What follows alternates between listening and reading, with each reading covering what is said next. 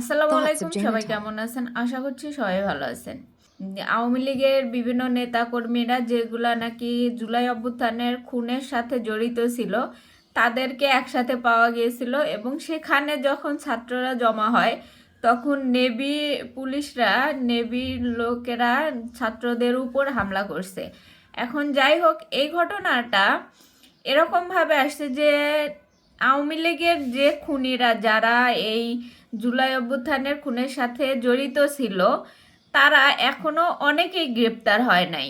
এখন এখন কথা হইতেছে যে অন্তর্বর্তীকালীন সরকার আসার পরে প্রশ্ন উঠতেছে যে বাংলাদেশের গোয়েন্দা বাহিনী, বাংলাদেশের আইন শৃঙ্খলা বাহিনী এতটাই দুর্বল হয়ে গেছে যে চোখের সামনে খুনিরা ঘুরতেছে অথচ তারা ধরতে পারতেছে না। তাদের গোয়েন্দা বিভাগ এতটাই দুর্বল হয়ে পড়ছে যে বিভিন্ন জায়গায় শুধু এই জুলাই হত্যার খুনিরা না, বিভিন্নভাবে বিভিন্ন খুন যে হইতেছে, যে ধরনের কর্মকাণ্ড বাংলাদেশের ভেতরে হইতেছে সেইগুলার যারা করতেছে তাদের প্রত্যেকেই ধরতে এত দেরি হইতেছে যে মানুষের ধৈর্য মানে হারিয়ে ফেলতেছে। এই লোকগুলাকে কিন্তু আগেই ধরা উচিত ছিল। এখন এই লোকগুলা দিব্যি ঘুরে বেড়াইতেছে অথচ আইন শৃঙ্খলা বাহিনীর কাছে এরা ধরা পড়তেছে না। ছাত্ররা যেখানে ধরতে পারতেছে, জানতে পারতেছে যে অমুক জায়গায় অমুক আছে, যে অমুক খুনি এই জায়গায় লুকিয়ে আছে, অথচ পুলিশি বাহিনীর কাছে, গোয়েন্দা বাহিনীর কাছে এর কোনো তথ্যই আসতেছে না।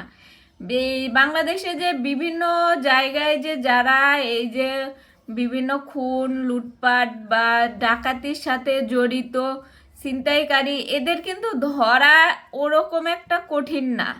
যদি আইন শৃঙ্খলা বাহিনী চায়, গোয়েন্দা বিভাগ চায়, অবশ্যই তাদের ধরতে পারে, কিন্তু তারা ধরতেছে না। তারা এতটাই দুর্বল হয়ে গেছে এই সরকারের আমলে আইসা যে যেখানে ফ্যাসিস্ট সরকারের আমলে একটা পোস্টকে কেন্দ্র করে তাকে খুঁজে বের করা হইতো, সেখানে এত এত খুনিরা বাইরে বেরিয়ে আনন্দে ঘুরতেছে অথচ তাদের কাছে কোনো রিপোর্টই নাই। তারা জানতেই পারতেছে না অমুক জায়গায় কি হইতেছে, তমুক জায়গায় কি হইতেছে।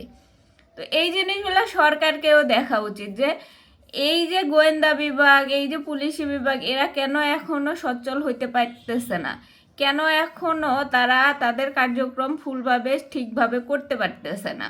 এইগুলো অবশ্যই জবাবদিহি নেওয়া উচিত।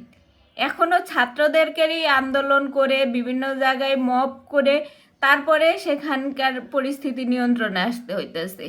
কেন এগুলা হইতেছে? আইন শৃঙ্খলা বাহিনী কেন এই বিষয়ে তৎপর হইতেছে না? এগুলা বিষয়ে অবশ্যই কথা বলা উচিত।